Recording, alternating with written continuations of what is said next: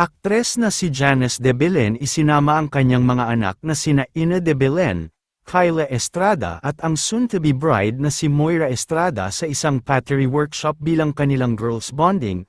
Mula sa official Instagram account ni Ina de Belen ay masaya nga nitong ibinahagi sa publiko ang isang maikling video ng nakakatuwang mom and daughters bonding nila ng kanyang mommy Janice at kanyang mga kapatid na sina Kyla at Moira. Sa naturang video na naibahagi ay mapapanood na umattend nga silang mag-iina sa isang pottery workshop na talaga nga umanong na-enjoy nila dahil bukod sa nakaka-relax ito ay isa na din ito sa kanilang girls bonding.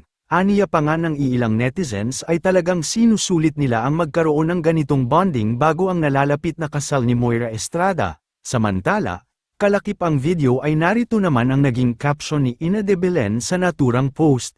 Aniya attended a pottery workshop at Wabi Sabi Studio PH with my mom and siblings. It was so fun and therapeutic. Such a special experience to share together. Thank you so much Miss Pau Javi for being so kind and warm and for guiding us every step of the way.